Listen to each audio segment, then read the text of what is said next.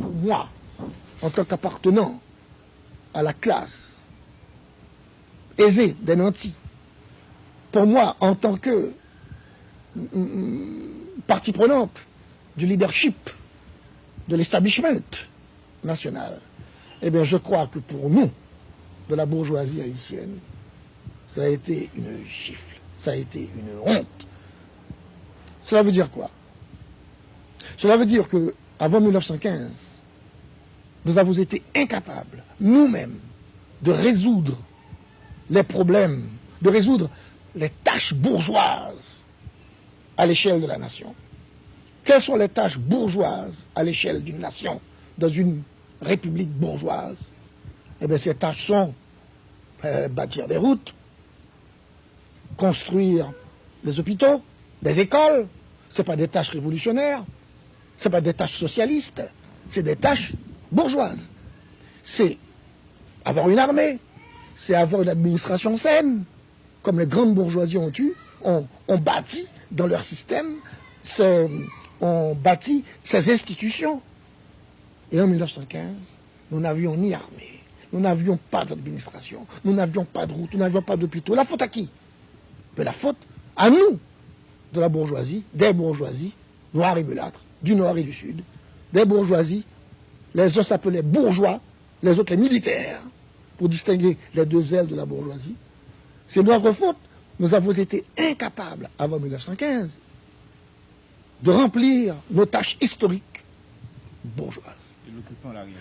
Et alors, quand l'occupant est venu, l'occupant s'est substitué à nous, classe dominante, pour exécuter pour nous, classe dominante, les tâches qui nous étaient incombées, que nous ne pouvions pas faire, bâtir des routes, quelques écoles, de l'administration saine, etc.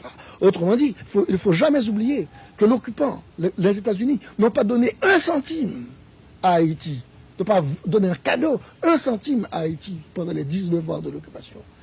L'occupant a donné un coup de coude, nous a donné un coup de coude, à nous, bourgeois haïtiens, à nous de la bourgeoisie haïtienne, nous a donné un coup de coude en nous disant, ôte-toi de devant le bureau, je vais gérer à ta place ton pays, tu en es incapable.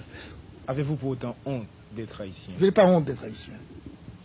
Je suis triste d'être haïtien, à certains moments. Triste d'être haïtien, ça veut dire quoi? Ça veut, par exemple, dans l'arrière-pays, dans le plateau central, où je suis allé interroger, excusez-moi, je dis, nos frères paysans.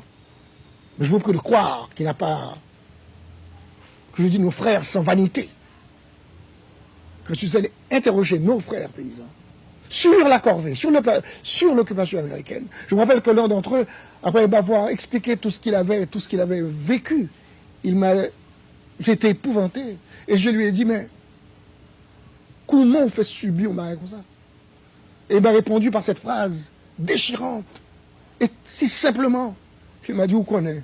Haïtien pape mati. Haïtien pape mati.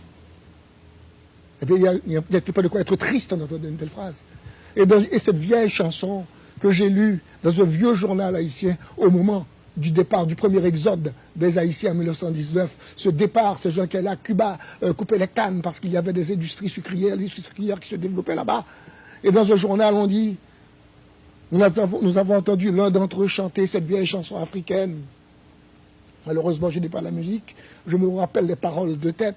Cette vieille chanson sur des airs africains, sur un air africain. Cette vieille chanson qui dit « M'a tourné en Congo, m'a tourné en Guinée, pays à pas pour moi, m'a quitté pays à pour yo. » Yo, c'était qui?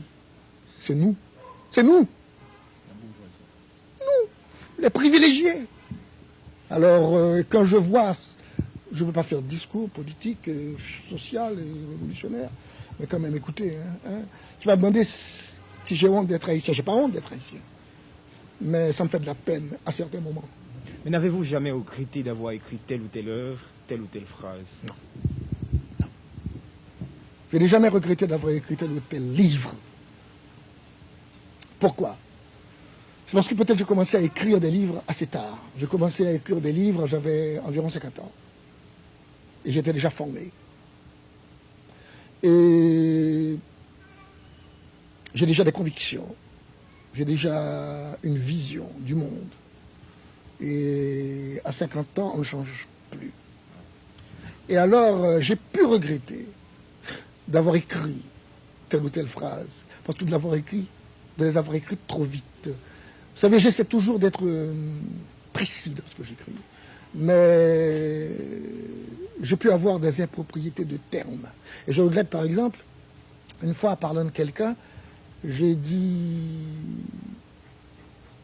au lieu de dire qu'il était très volubile quand il parlait, j'ai dit qu'il avait beaucoup de bagou. Or, le mot bagou est un mot péjoratif. Et ça, je regrette de l'avoir dit. Et j'essaie toujours de surveiller ma plume quant à la propriété des termes. Des gens m'ont dit, des gens m'ont reproché que j'ai fait une dédicace affective à ma mère dans mon dernier livre paru, dans Inche Maison Croix. Je rappelle cette dédicace à ma mère qui m'a enseigné contre l'apprentissage du catéchisme à ne jamais pardonner aux ennemis de la patrie.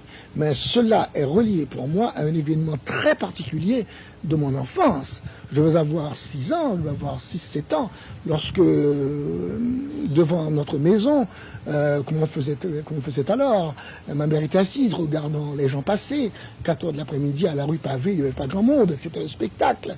Et moi j'étais auprès d'elle, mon catéchisme en main, et je répétais la leçon qu'on m'avait donnée à l'école. Et je me rappelle, je ne l'oublie pas, je me rappelle que je répétais il faut pardonner à ses ennemis.